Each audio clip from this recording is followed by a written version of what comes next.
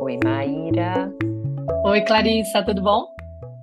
Tudo bom, querida? Deixa eu te contar quem está conosco hoje na tenda. Hoje a gente tem o prazer de receber aqui a Maria Clara Krause, que é psicóloga, mãe do Rafael, de 6 anos, especialista em psicologia hospitalar e em luto.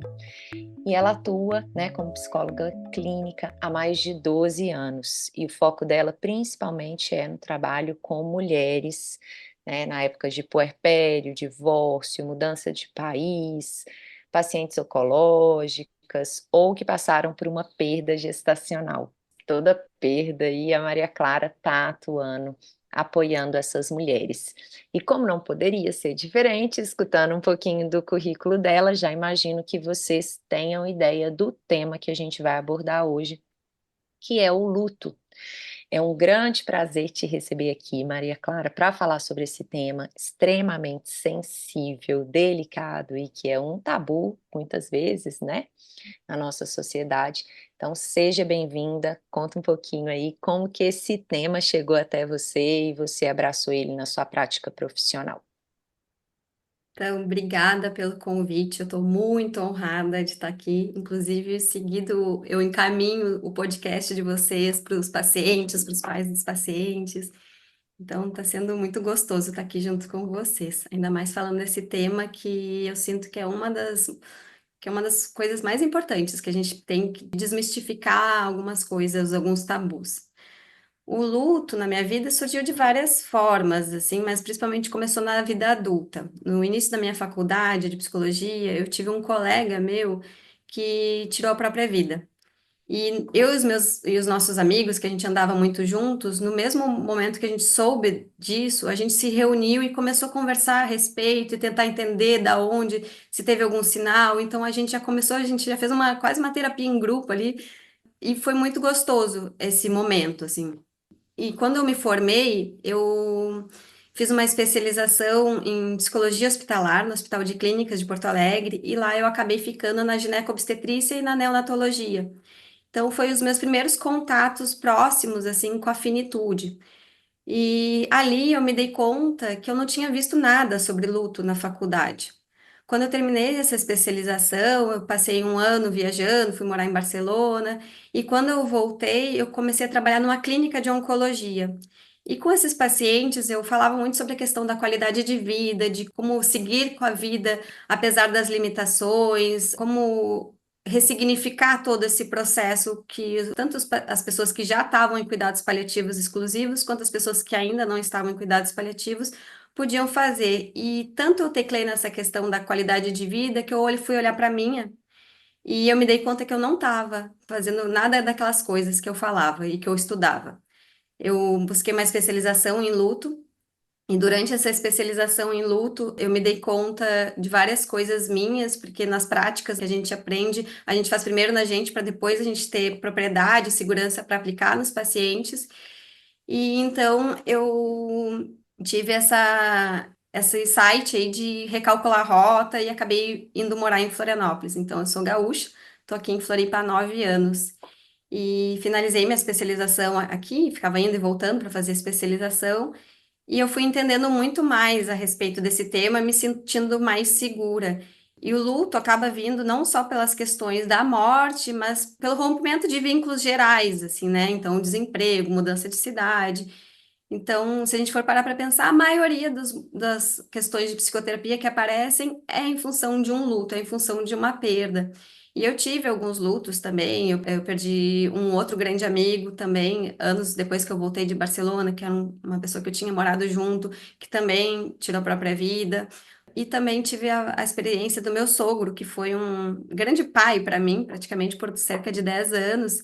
E eu estive presente no momento também que ele faleceu, e foi um momento muito bonito, que estava toda a família reunida, foi um momento de alívio do fim do sofrimento dele.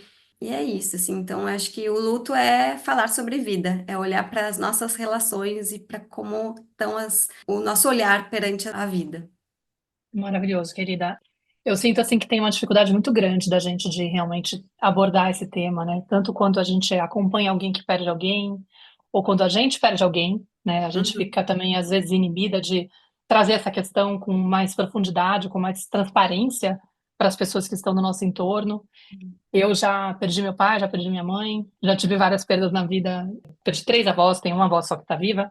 Quando, por exemplo, eu descobri que minha mãe estava com câncer e que o prognóstico dela já era que não tinha como curar, eu lembro que eu mergulhei assim para poder estudar tudo que tinha sobre morte, como acompanhar alguém que vai falecer, o que que eu tenho que fazer, como, bom, eu era sempre fui essa garota também perfeccionista que fazia a lição de casa direitinho para poder cumprir tudo que tinha que ser feito, eu tentava fazer direitinho. Então, quando eu soube que não tinha o que fazer, eu fiquei preocupada e fui trabalhar isso.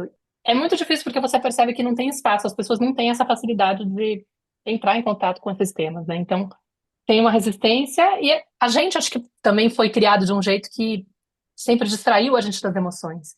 Então, claro, a gente não está acostumado a entrar em algo tão profundo. Como vai abordar a perda de alguém, um ente tão querido, tão próximo? Você se sente muito sozinha, né, nesse processo de viver o luto. E eu queria que você falasse, então, um pouquinho sobre como que é na nossa sociedade, né, essa questão de lidar com luto, porque com esse tabu aí, a gente realmente acaba temendo esse tema. E se você pudesse descrever um pouco, principalmente na sociedade ocidental, né, que é muito diferente a forma de tratar o luto. Sim, e acho que falar de morte é uma coisa que é um tabu que os adultos criaram. Para as crianças não é por aí. Antigamente a gente tinha os rituais de cerimônias de velório, eles eram mais longos, as pessoas tinham mais contato com esse tema. E aos poucos isso foi se distanciando da gente e ficou sendo. Algumas famílias não podem falar sobre algumas pessoas que morreram como se fosse uma página virada, e isso começou a causar muitos danos nas pessoas. Eu vejo hoje no consultório muitos adultos que me trazem várias questões que estão relacionadas a lutos que passaram na sua infância e que naquela época eles não tiveram com quem falar sobre, alguém de confiança. Alguém que pudesse nomear o que eles estavam sentindo. E nomear as emoções é uma das coisas que vocês mais falam, né? Inclusive nas redes de vocês, no podcast. E é sobre isso, para a gente tentar entender, porque o luto ele traz uma sensação de que a pessoa está enlouquecendo, porque às vezes a pessoa está conseguindo retomar sua vida, está conseguindo andar com as suas coisas, de repente uma memória, um cheiro, um barulho, uma música faz aquela emoção vir de novo com muita intensidade, e a pessoa diz, nossa, mas eu estava indo tão bem, será que eu regredi? E não existe isso. O luto é um processo dual, em que tem momentos que a pessoa está predisposta a viver sua vida, a fazer suas coisas do dia a dia, e outras ela, de repente, por algum estímulo, alguma coisa que vem, traz essa memória muito grande, essa dor muito forte, e vem uma tristeza. E é se permitir acessar tudo isso, com todas as intensidades, todas as cores que vierem, né? Porque o luto é isso, é muitas cores, e às vezes são cores simultâneas, e às vezes é uma cor única. Então, da gente ir podendo, entendendo, assim, o que está acontecendo. E o luto, ele não necessariamente vai ter fim. Então, isso é uma outra dificuldade, ainda mais que a gente vive numa era em que as pessoas, né, nas redes sociais só mostram coisas boas, né, que estão todo mundo saudável, todo mundo feliz. Então, falar sobre tristeza, falar sobre raiva, falar sobre culpa, faz as pessoas se afastarem. E o que o enlutado mais precisa é de poder construir essas narrativas, seja o lutado adulto, seja o lutado criança. É uma das coisas mais importantes que a gente precisa ajudar essas pessoas a construírem essas narrativas. E até sinto muito se eu estiver mexendo em algum luto de alguém, né, trazendo alguma memória, mas uma das coisas até que as pessoas perguntam assim, né, como fazer para a criança não sofrer, não sentir a dor? E não existe essa possibilidade, só se a pessoa não, se aquela criança não se vinculasse com ninguém. E é impossível. A gente é uma sociedade que a gente, no momento que a gente nasce, a gente precisa que alguém faça o processo de parir, e até o momento que a gente morre, a gente precisa que alguém faça o processo de fazer algo com o nosso corpo. Então, nós somos seres sociais, a gente precisa se vincular, faz parte da vida. E ter um rompimento de um vínculo também é uma coisa que a gente precisa do social, né? A gente precisa de pessoas seguras. Que nos tragam essa segurança de que, por mais que todo o nosso futuro presumido, todo aquele imaginário que a gente tinha se foi junto com aquela perda, que é possível reconstruir uma nova vida apesar da falta daquela pessoa tão amada, ou daquela coisa tão amada, ou até do pet, né? Que hoje até já tem estudos que falam que a perda de um pet ela pode ser tão dolorosa quanto a perda de um membro da família. Ô Maria Clara, acho que você trouxe vários pontos importantes, né?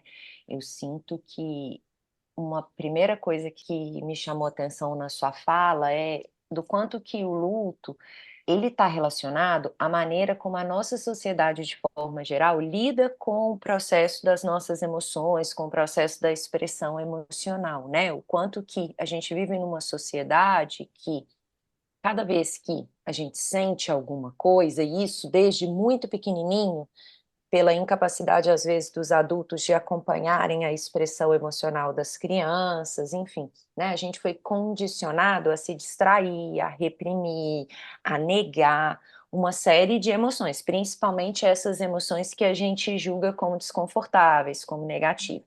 Mas se a gente olha para o mundo ao nosso redor, a gente está constantemente nesse ciclo de vida, morte, vida, né? Assim, uma coisa, um pedaço da planta tá ali fenecendo, tá morrendo, e aquilo daqui a pouco cai no chão e se torna um adubo, um alimento para a própria planta. O tempo inteiro, se a gente observa a natureza, a gente está nesses ciclos, né? O dia que dá espaço à noite. E isso vai permear a nossa vida, como você mesma disse, né? Desde muito pequenininho, né? Desde o momento que a gente nasce, a gente já tá, né? Eu já saí daquele lugar, daquele útero que tinha uma condição, aquilo, entre aspas, morre para mim para que nasça uma nova realidade, uma nova relação. E a gente está nesse processo de constante, né, ciclo aí de vida, morte e vida. E o processo das nossas emoções, como você falou, ele também é cíclico, né? Eu expresso uma emoção, daqui a pouco ela me dá lugar a um bem-estar, se acalma, eu volto para um estado de equilíbrio, de homeostase, né? Mas daqui a pouco vai ter um gatilho, vai ter algo na minha relação que vai me trazer de volta aquela mesma sensação e aquilo vai e volta de forma cíclica, né? Como se fosse uma onda. Então, eu sinto que a primeira mudança de perspectiva é entender que esse luto, ele faz parte da vida, ele faz parte do ciclo da vida, né? Assim como as nossas emoções também. É impossível, né? Elas cumprem funções biológicas no nosso corpo, elas são necessárias para a nossa sobrevivência. É impossível não sentir medo, não ficar triste, não sentir raiva diante de uma perda, né, diante de algo que eu me vinculei, que eu, né, estabeleci uma relação e que daqui a pouco isso não está mais presente na minha vida. É impossível eu não sentir isso e não significa que hoje eu não estou sentindo, mas que daqui um mês, 2 meses, eu não vá sentir novamente. Então, eu sinto que a primeira coisa para a gente compreender essa história é entender, né, essa natureza da vida, como que isso faz parte da dualidade, da impermanência desse ciclo de vida, morte e vida e da natureza das emoções mesmo. E uma coisa que eu queria entrar, assim, né, um tema, é que você falou assim, que as crianças, elas têm muito menos dificuldade para lidar com esse tema do que a gente. Uma vez eu sinto que elas estão muito mais próximas do nosso desenho original, da nossa natureza, e elas têm uma capacidade de expressar tudo o que surge ali, até o momento que elas vão entendendo, né, que os adultos têm dificuldade e elas começam a reprimir pelo condicionamento social. Mas, de uma forma geral, a criança está sempre expressando o que ela sente de uma forma muito mais fluida e menos condicionada do que o adulto. Então, eu queria que você falasse um pouquinho para a gente como que a gente lida, né, com esse tema da morte com as crianças, às vezes em diferente idade, mas de uma maneira que a gente consiga ampará-la, que a gente consiga respeitar, né, e acompanhar esse processo do luto delas. Primeiro de tudo é entender que o luto ele não é linear, ele é praticamente como se fosse uma imagem de uma montanha russa cheia de loopings. E entender que a criança vai expressar o luto de forma diferente do que os adultos. Então, como tu mesmo disse ali na questão da natureza, a gente pode trazer esse tema, de preferência, a gente deve trazer esse tema antes mesmo de ocorrer uma morte. Então, a gente pode trazer, através da conversa sobre as estações, sobre os ciclos de vida, sobre a impermanência da vida, porque tudo tem um processo, tudo acaba. Inclusive, né, se a gente for parar para pensar, todas as relações um dia acabam, ou porque as pessoas se distanciaram por algum motivo, ou porque a morte veio.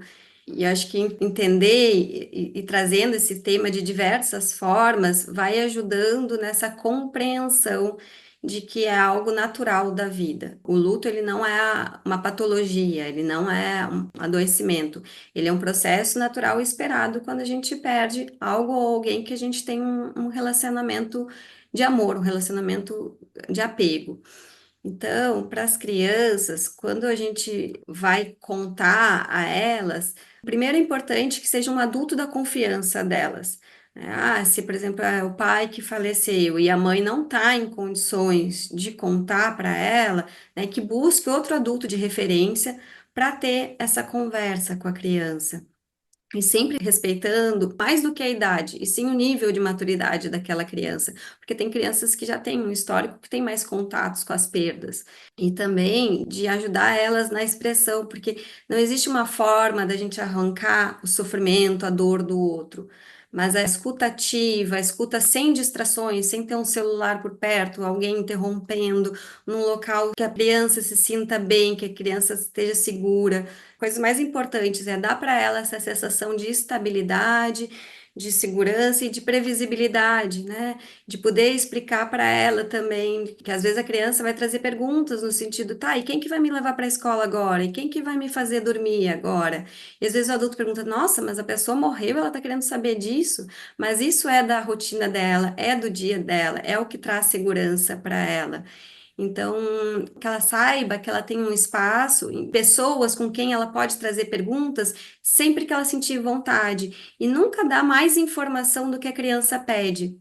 E entendendo o que a criança quer saber. Às vezes nem a criança sabe direito o que ela quer perguntar, mas a partir do momento que ela tem um espaço para isso, aos poucos as coisas, as informações vão se acomodando, e ela vai trazendo perguntas. E o luto vai acompanhando o amadurecimento infantil. Então, daqui a pouco acontece uma morte com 3 anos, ela não faz tantas perguntas, mas ali com 5 anos ela começa a trazer mais esse assunto. Ah, mas aquela pessoa que morreu, como é que ela era? O que que ela fazia comigo? Como que a gente brincava? Que tipo de coisas que ela gostava? Como é que ela morreu mesmo? Então, as perguntas também vão acompanhando o amadurecimento. E a criança sabendo que ela tem esse espaço para trazer essas perguntas, para ajudar nessa elaboração, é fundamental. Então, até nessa questão dos rituais, né? O próprio enterro. O enterro é importante sim que se pergunte para a criança se ela quer ir. Primeiro, claro, o adulto de confiança tem que explicar o que que vai acontecer, que vai ter muita gente, vai ter gente chorando, vai ter gente até rindo, vai ter um caixão, a pessoa vai estar deitada, vai estar gelada, vai estar mais pálida, que vai ter muitas flores, inclusive tem alguns lugares que tem um cheiro muito forte de flor, que vai ter um ambiente diferente. Geralmente, as crianças, quando se explica como que é o processo de enterro, elas querem ir e ter algum adulto de confiança por perto, junto com essa criança, porque daqui a pouco a criança quer ficar um pouquinho ali e depois ela quer sair para brincar. E é assim que a criança entende, né? O adulto ele conversa, a criança elabora no brincar. Então, dela ter essa possibilidade também dela poder sair, de ter um adulto ali também para proteger ela dos abraços, dos beijos, porque isso, na verdade, serve para qualquer situação, não só para o luto, né? De que se a criança não quiser dar abraço, não quiser dar beijo, que tem algum adulto que proteja, que não é o momento de querer se fazer de conta que é educado ou não é educado. Então, talvez se seja uma criança, por exemplo, que é filho de alguém que morreu, provavelmente quando essa criança vai chegar no local, os adultos que estão ali fiquem chocados, chorem mais, né? Então, da criança também ter esse certo preparo e ter um adulto para também ver se a criança está tomando água, se ela está com fome, se ela quer ir embora, porque provavelmente ela não vai querer ficar todo o processo, ela vai querer ficar mais no começo. E é importante isso para ela ter esse processo de despedida, de ajudar nessa internalização de que aquela pessoa agora ela só acessa internamente, não vai poder mais acessar externamente. E também de entendendo, assim, explicando para a criança, né, que a pessoa que morreu, ela não vai mais sentir frio, não vai sentir fome, não vai sentir dor. E construindo junto com a criança o que que ela acha que pode, né, onde que será que pode estar essa pessoa que ela amava, ou esse pet que ela amava. E tentar usar as palavras morreu e morte, porque como a gente falou antes, isso é um tabu criado pelos adultos, a criança não tem isso. Porque quando a gente traz outras histórias, histórias que tentam trazer mais afeto, né? Virou estrelinha, virou anjinho, foi pro céu.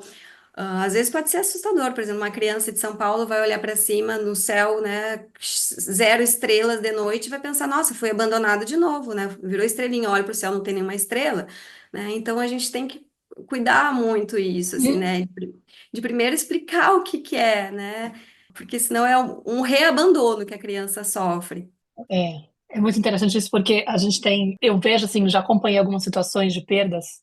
Teve um vizinho uma vez que perdeu o pai e ele é peruano, eu moro aqui na Espanha, a mulher é espanhola, os filhos são daqui, e aí o pai dele começou a ficar nas últimas, né, adoeceu e ele teve que ir às pressas para o Peru, e ele ficou uns 2, 3 dias buscando voo para conseguir correr para lá, e eu percebi que eles não explicaram para o menino mais novo, que tinha uns 4 anos na época, 5 anos na época, o que estava acontecendo, e de repente estava assim, eles foram 2 vezes para o aeroporto, voltaram, deixavam o garoto com a avó, que mora também no mesmo condomínio que a gente.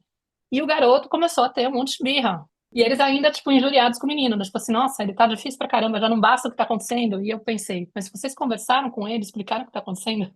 E às vezes, assim, é um simples organizar o emocional daquele garoto que tá pescando, né? Porque a gente tem essa ideia de que eu preciso preservar essa criança, porque, coitado, é muita carga para ele, ele não vai aguentar, quando é muito mais natural para a criança, né? Realmente é isso. Se a gente pudesse falar com abertura e explicar, o vovô tá passando mal, tá terminando a vida dele, o papai precisa se organizar para poder correr para lá, para dar tempo de se despedir, né? É muito simples, no fundo, a explicação, mas o medo que a gente tem dos nossos filhos sofrerem, às vezes faz a gente totalmente se desconectar das crianças, dos nossos filhos, do momento presente e oferecer para eles aquilo que eles necessitam, né? Tipo, o que que eu preciso? Alguém que me explique o que está acontecendo e que me acompanhe, porque para mim, talvez não tanto um avô que está longe, né? Mas para mim também tem uma consequência emocional, né? Essa perda. Então eu preciso de alguém que esteja comigo.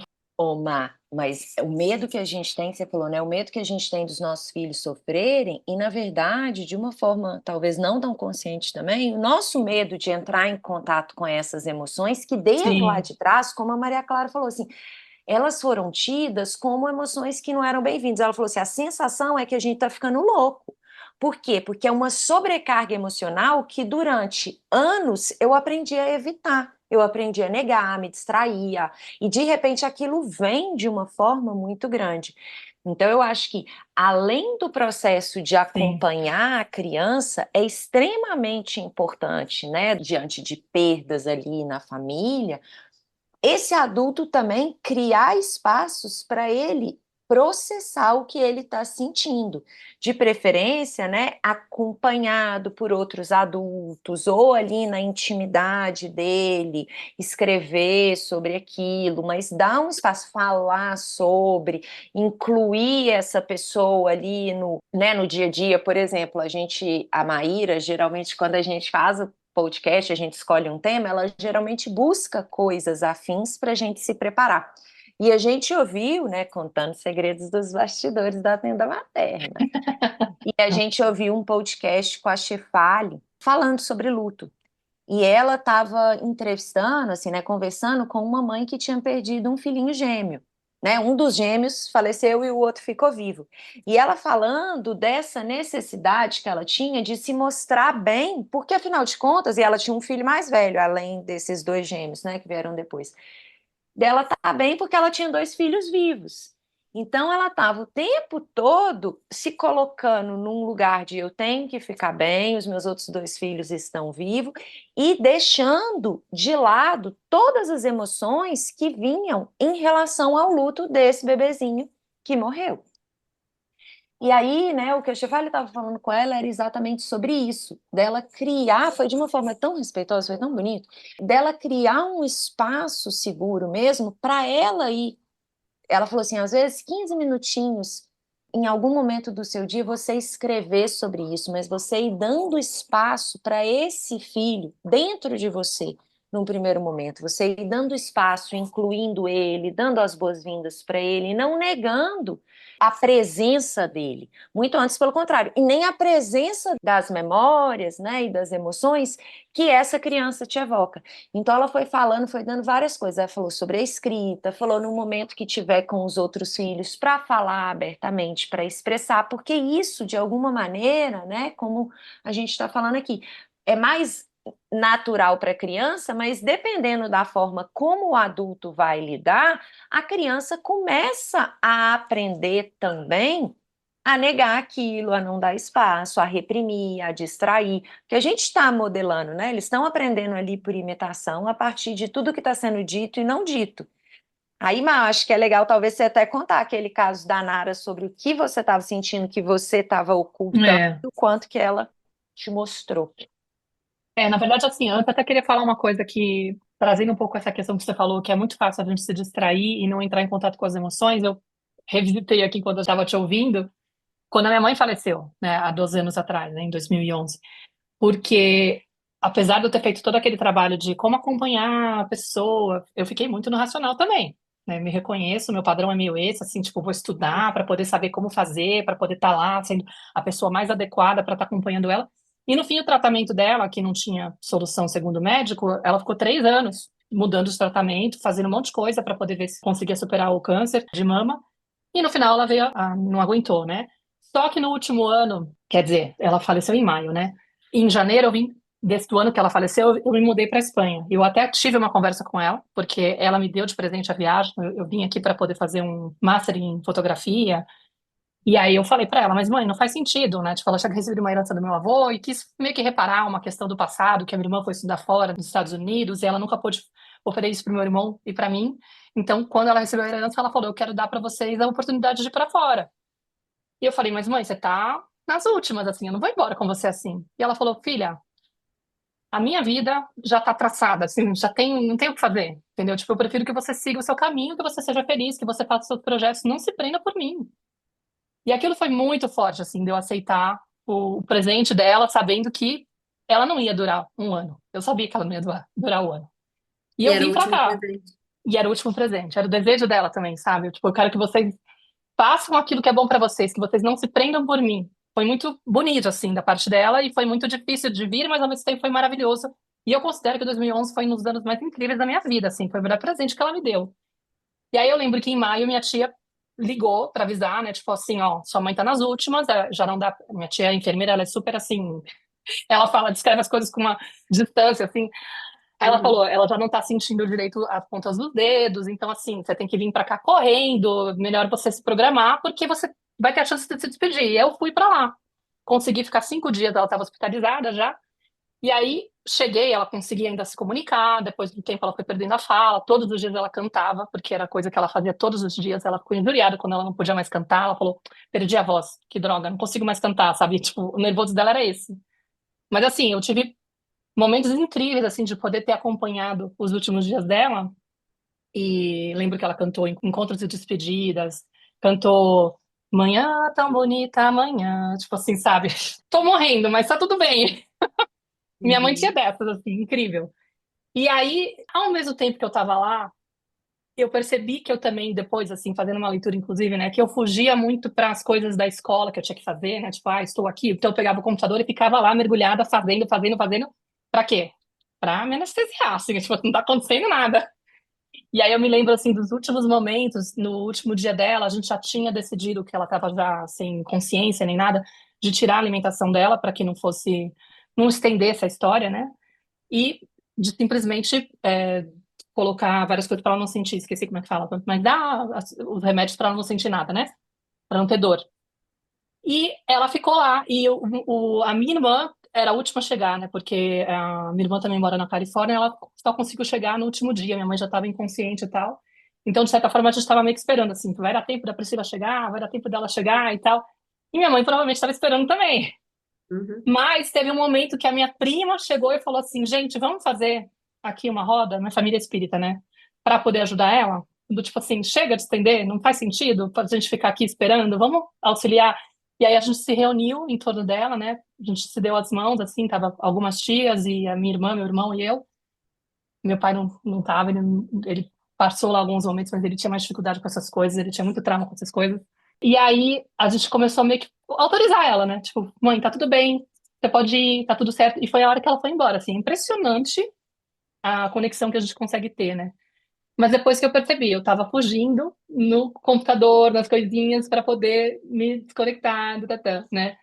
E aí, a história que ela quer que eu conte aqui, que eu acho que também é muito forte, porque ilustra bem, nessa época eu não tinha Nara, né? É uma das dores que eu tenho de não ter tido a oportunidade de apresentar minha filha para ela, apesar de eu acreditar no segundo plano e achar que minha mãe conhece a Nara. Mas a Nara, não, enfim, a gente não tem essa coisa tão fácil para ela entender quem era a avó dela. Mas eu falo muito da minha mãe para ela. E quando a minha filha estava com 1 ano e pouco, eu lembro que teve um episódio que ela começou a pedir muito peito para mim de madrugada. Eu dei o peito para ela até uns quase 4 anos de idade e tal. De madrugada ela mamava, mas teve uma fase que ela começou a pedir muito peito. Ela ficou muito grudenta, assim, entre aspas, né? Tava mais chorona, tava mais sensível. E eu não tava entendendo, porque, tipo, na época eu ficava lendo as coisas sobre salto de desenvolvimento. Falei, não tem nada, não tem dente nascendo, não tem nada acontecendo que seja. E conversando com uma terapeuta, que era uma pessoa que tinha especialidade na Laura Gutman, né? Ela perguntou pra mim, mas você tá bem com teu marido? Você tá numa fase ruim? Tá acontecendo alguma coisa? Você tá se sentindo mal com algo? Eu falei, não, a gente tá numa fase boa. Você tá passando por algo? Você tá mal com alguma coisa? Aí eu me dei conta, eu falei, caramba, é a data da morte da minha mãe, que é em maio, né? Comecinho de maio. Aí tem uma sequência aí, porque tem o Dia das Mães na Espanha, o Dia das Mães no Brasil, que também é em maio, e o nascimento da minha mãe, que é 6 de junho. Então, tipo assim, tem um sanduichinho aí de maio para junho que fica a energia da minha mãe muito presente, né? Aí eu falei, cara, eu tô em luto, eu não percebi. Hum. Tipo assim, sabe, eu não saquei.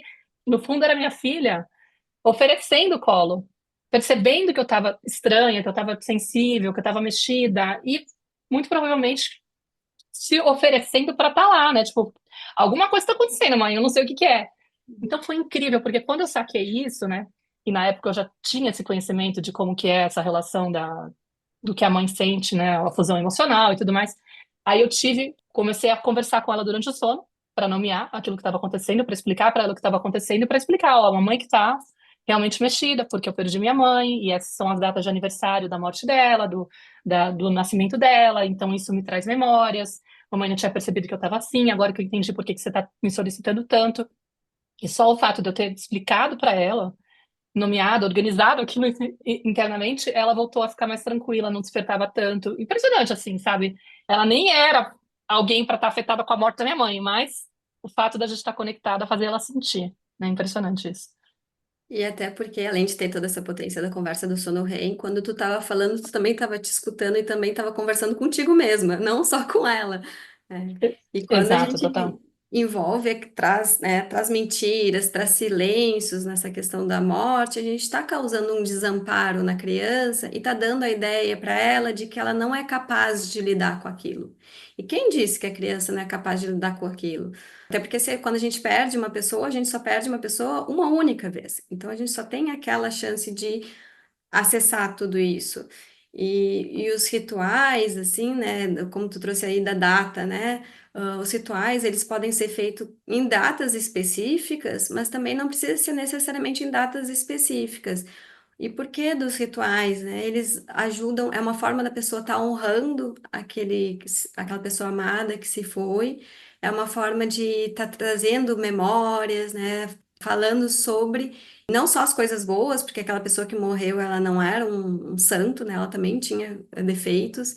E é uma forma também de ajudar na elaboração da perda, porque a elaboração da perda a gente faz ao longo da vida. Então, não é só naquele momento ali inicial, naquelas primeiras semanas ou naqueles primeiros meses. E os rituais, a gente pode criar vários, né? A gente pode convidar as crianças a criar também os dela. Esse exemplo aí que vocês trouxeram daquela pessoa, daquele pai que foi viajar, né, e deixou o filho. Se ele tivesse conversado com o filho, explicado que o pai dele, né, o avô daquela criança estava morrendo, que por isso que estava indo se despedir, ele podia ter perguntado para aquele filho: Tu quer levar um desenho? Quer que eu leve um desenho para o vovô ver? E isso que tu trouxe, né? Que a Nara não conheceu a avó, mas ela conheceu sim, porque tu trouxe várias histórias, tu mostra fotos.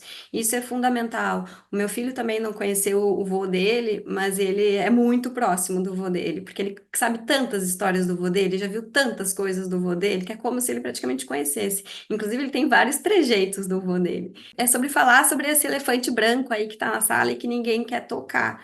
E que é importante, porque essa pessoa fez parte da vida, não é porque ela se foi que ela não fez. Tem um autor, o Rodrigo Luz, que é um psicólogo especialista em luto, que ele fala que no início o luto tem o peso de uma tonelada.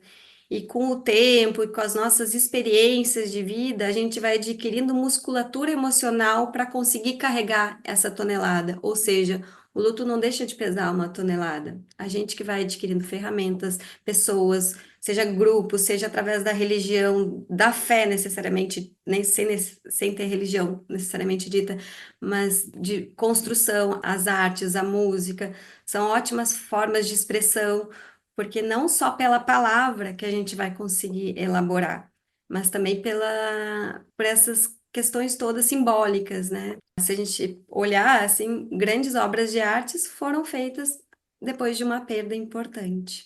Não, então eu vivi uma experiência pessoal, né? Porque aconteceu isso. Eu estava no Brasil, fui visitar a minha mãe para poder me despedir dela, fiquei esses 5 dias com ela. E aí depois eu fiquei mais uns 20 dias para, enfim, fazer aquela coisa de ajudar meu pai a arrumar as coisas da casa, fazer aquelas coisas de inventário que a gente tem que fazer e acompanhar meu pai, né, no início do processo. Então eu demorei para voltar para a Espanha. Mas eu estava fazendo master em fotografia artística. E eu lembro que quando eu estava fazendo lá, organizando o armário da minha mãe, eu acabei encontrando uma caixa com fotos antigas, né, em preto e branco da minha mãe, retratos da minha mãe, que eu olhei e falei assim, nossa, meu pai que fez esses retratos, né? Tipo, mas eu não sabia o contexto exato, assim. Eu imaginei que era o início da vida deles como casal, né? Que eu sei que a história deles, eles se conheceram com... Ele tinha 20, ela tinha 23, e eles meio que quiseram fugir de casa. Em 6 meses eles estavam casados. Uhum. Estavam desesperados para consumar lá a situação e acabaram casando rapidinho, assim. Então eles eram muito jovens e meu pai fez esses retratos dela. Eu não me atrevi a perguntar na época para ele qual que era o contexto. Peguei as fotos, também não me atrevi a trazer as fotos para a Espanha, mas eu fotografei elas e vim para a Espanha. Fiquei com uma coisa assim na cabeça, né? Tipo, nossa, as fotos são muito lindas, muito impressionantes e tal.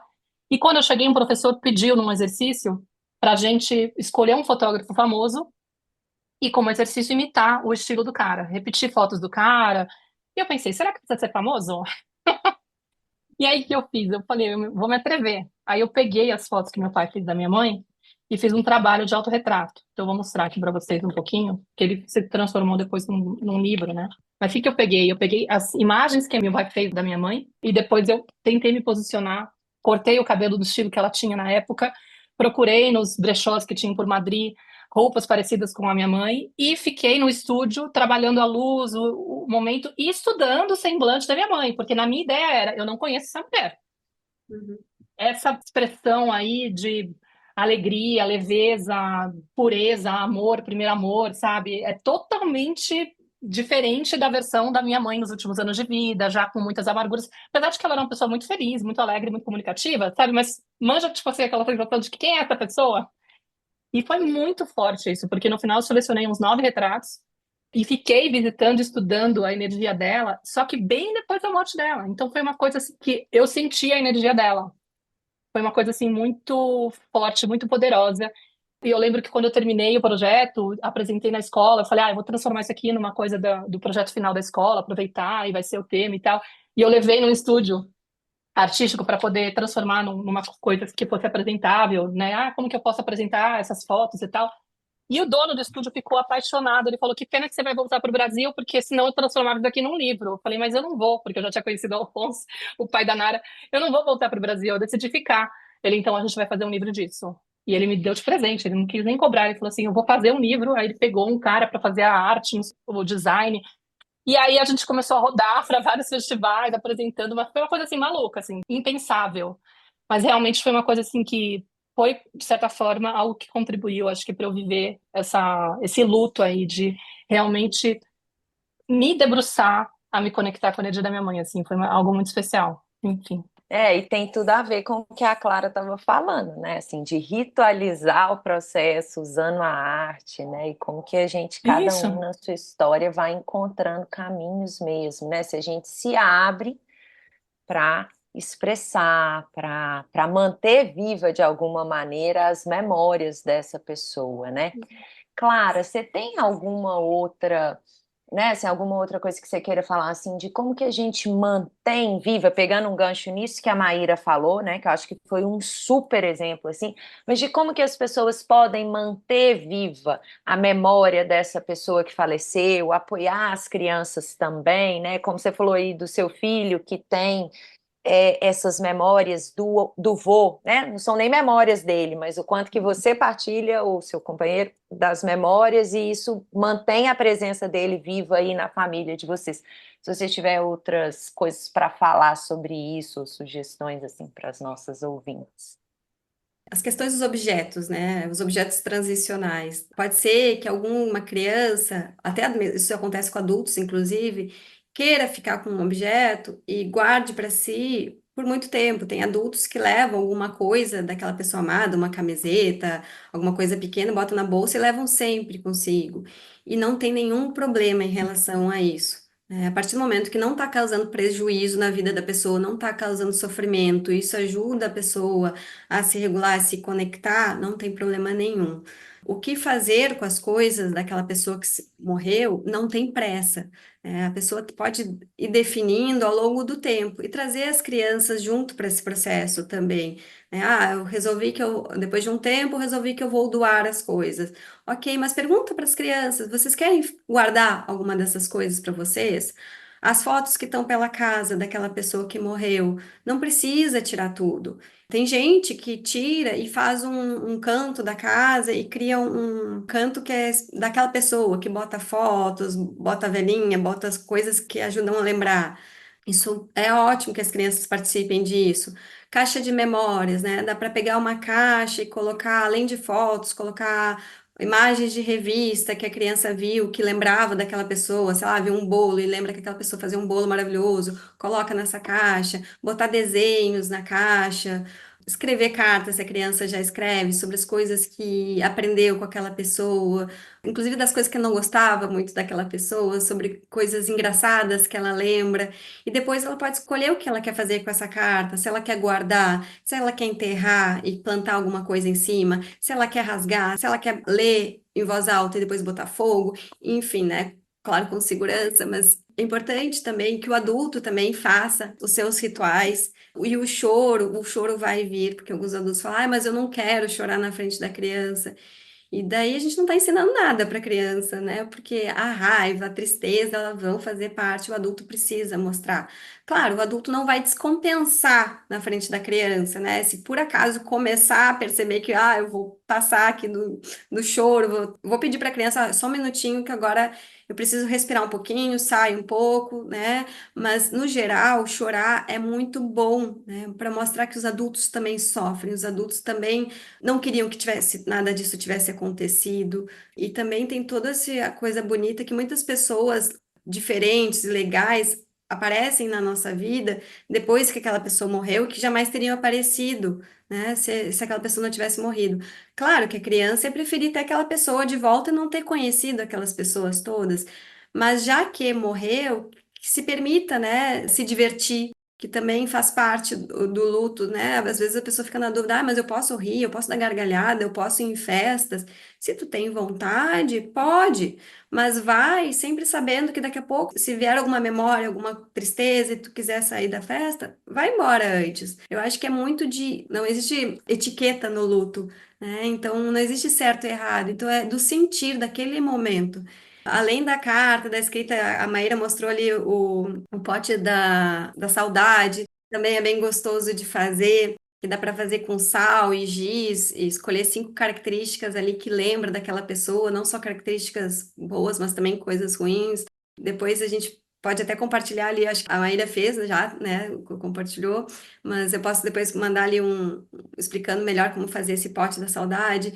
Hoje eu ouvi falar, hoje não, esses dias eu ouvi falar sobre o pote do M&M's, em que tu bota um monte de M&M's coloridos e cada cor de M&M vai ser sobre um assunto, né? Daí a criança vai lá e pega eu peguei o vermelho. O vermelho vai ser para falar sobre as vezes que eu ficava com raiva daquela pessoa porque ela não me deixava fazer tal coisa. O amarelo vai ser para falar sobre como aquela pessoa gostava de esporte, estava sempre fazendo esporte, para trazer formas lúdicas de falar sobre, de entender que a gente não tem como acessar mais aquela pessoa fora, mas que ela está dentro da gente e a gente pode acessar sempre que quiser. Então, às vezes, fazer uma comida que aquela pessoa gostava. Minha mãe gostava muito do suco lá de não sei o quê. Por que no aniversário da mãe não tomar o suco lá que a mãe gostava? Então, a comida também tem tudo a ver com o luto. Então, também se permitir esses rituais simples, né? A gente não precisa fazer nada muito elaborado e que façam sentido, tanto para a criança quanto para a família que está ali junto, né? Eu tenho uma coisa muito legal, você trouxe essa questão do deixar ser natural, né, para criança, quando você está se sentindo de repente mexida com a saudade da pessoa que faleceu.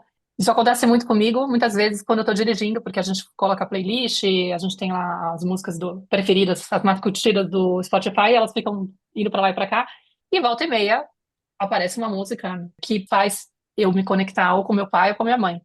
Eu tenho uma ligação muito forte com a música por conta deles, né? Porque meu pai tocava violão, minha mãe gostava de cantar, meu pai gostava de cantar também, então eles eram muito musicais.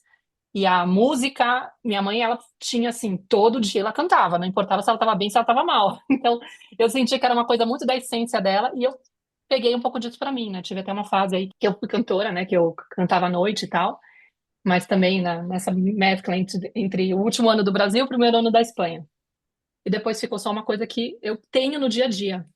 E às vezes acontece de eu pegar, tô dirigindo lá e começo, mexeu, comecei a chorar. E eu vou e explico pra Nara, né? Tipo, ela tá lá no carro, ela fala, mãe, você tá bem? Ela começa a me olhar pelo espelho, tá tudo bem? Eu falei, sim, filhota, tipo, é que essa música, aí eu explico pra ela. Fez eu lembrar minha mãe, aí me bateu saudade, mamãe tá assim, é normal, isso acontece, né? Tipo, por quê? É isso. É como se eu deixasse claro pra ela, quando a gente ama e a gente perde a pessoa e a pessoa vai embora, a pessoa não tá mais acessível, a gente sente saudade. Faz parte da vida, dói, né? E não é algo que a gente tem que criar uma resistência ou se distanciar ou fingir que tentar passar por cima, né? É simplesmente algo que a gente pode dar espaço e permitir, porque de certa forma isso também honra a presença do outro, né? A vida do outro e é um jeito de você falar, nossa, que maravilhoso ter passado pela experiência de ter essa pessoa e como dói não ter ela aqui. E é isso, né? E eu falo sempre para ela assim, filha, quando a gente não consegue solucionar uma dor, porque, por exemplo, eu não posso ter minha mãe aqui, o que a gente consegue é estar acompanhado. Então, assim, às vezes eu abraço ela, falo assim, hoje eu tô com saudade da minha mãe, né? Tipo, é aniversário da minha mãe, eu tô meio triste por causa disso. Aí eu peço um abraço para ela, porque é o máximo que eu consigo, assim. Minha mãe não pode estar aqui, mas eu posso estar recebendo um carinho seu, te dando carinho, e a gente tá aqui agradecendo o fato de nós termos uma a outra, e é isso. Maíra, tem uma coisa na sua fala que me lembrou aqui, um ponto que eu acho que é tão essencial da gente trazer, né, do quanto que a morte, ela traz para a gente esse senso de urgência, assim, de conexão com o presente, né, porque é algo que a gente sabe que vai acontecer com todo mundo, mas está num campo do mistério, a gente não tem controle de quando vai ser, de como vai ser. Mas diante da perda de alguém ou de alguma coisa muito querida, né?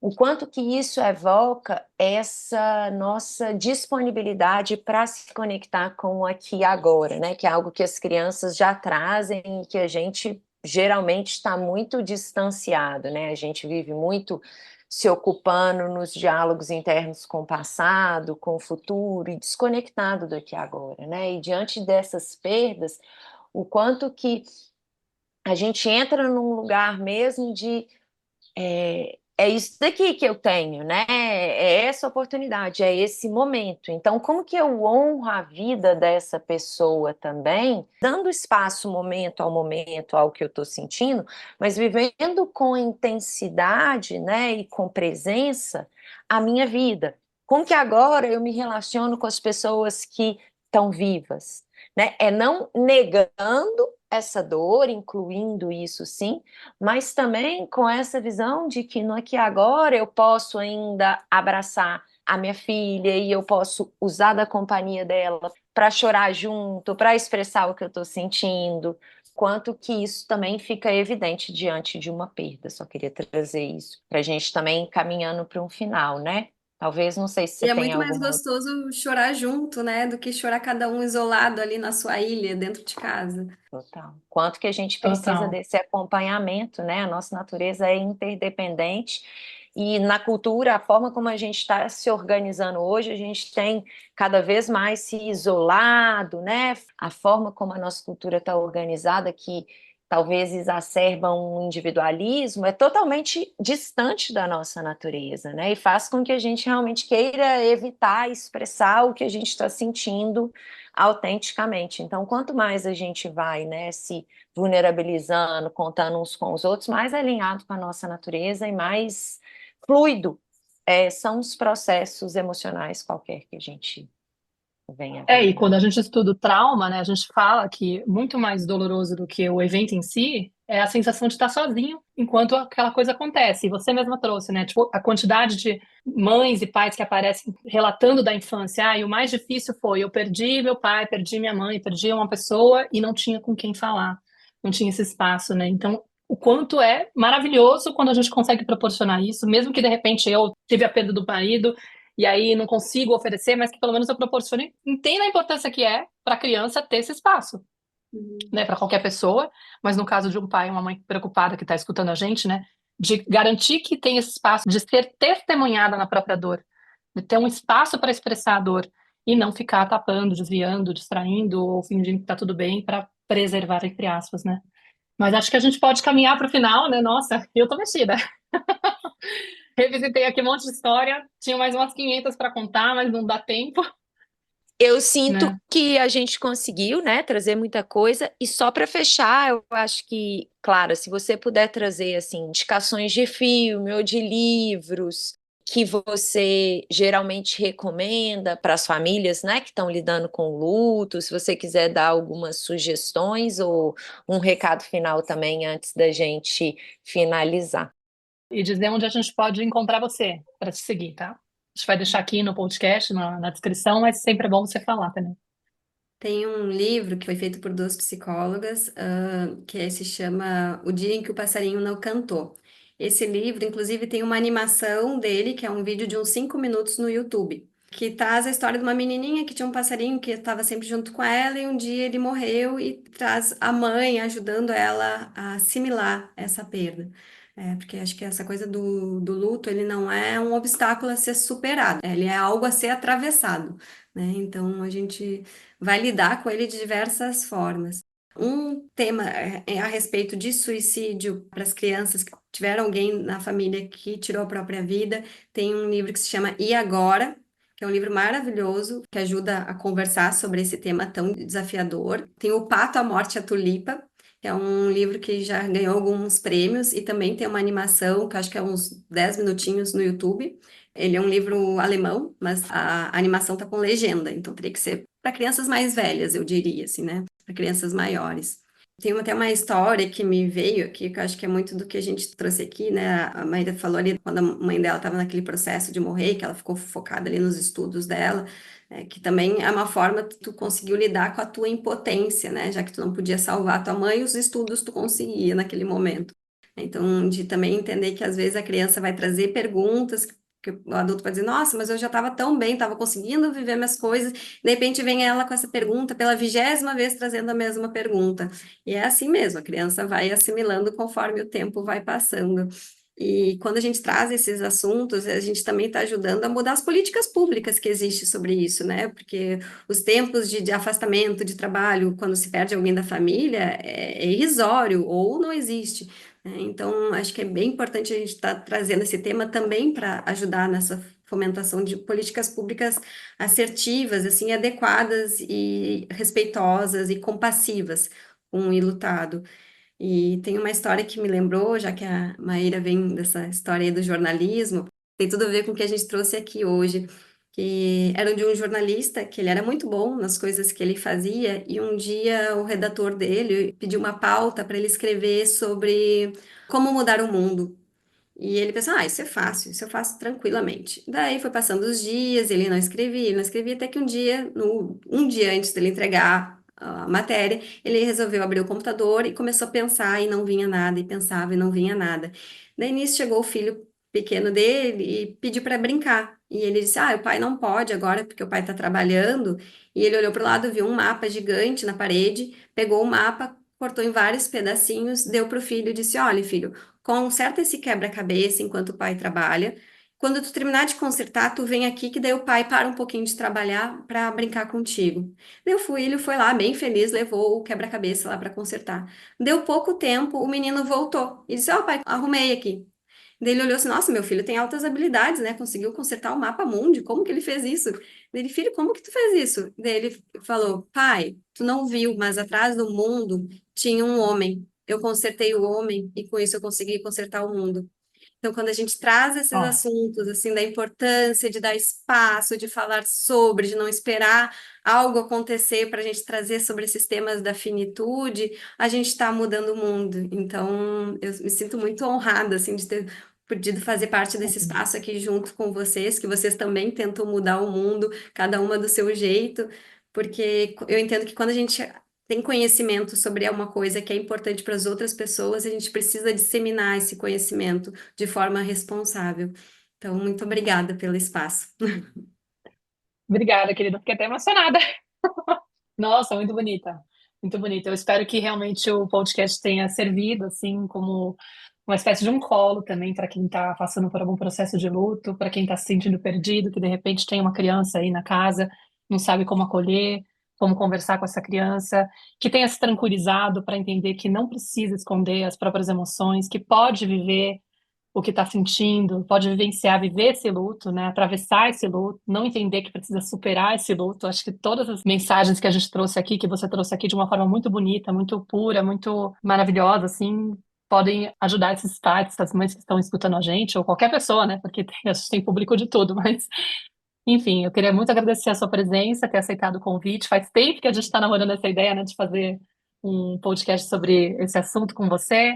E aí a gente está agora com a felicidade de poder entregar nesse mês de novembro, tem essa data aí do Dia dos Finados, e é para isso que a gente decidiu falar sobre isso. Obrigada, Maria Clara. Obrigada, ouvintes que estão nos escutando. Se você curtiu esse episódio, por favor, divulga, coloca aí a classificação para ajudar a gente a alcançar mais pessoas, repassa para alguém, compartilha, faz essa parte também. Obrigada. Obrigada. E só para compartilhar, então, o Instagram, que é @lavanda_e_luto, onde eu posto algumas coisas sobre temáticas do luto. Lá tem vários títulos de livros também para falar sobre morte ou sobre outros assuntos que tenham relação com a morte para crianças. Que é o Instagram também é uma intenção de mudar o mundo, né? Então, obrigada aí Isso, obrigada por perfeito. todo mundo que estava aqui corajoso assistindo e refletindo sobre esse tema que pode ser tão doloroso e mexer em tantas coisas internas nossas. Obrigada. Obrigada, até o próximo episódio, pessoal. Tchau. Tchau, obrigada. Eu sou a Clarissa de Aquiara. E eu sou a Maíra Soares.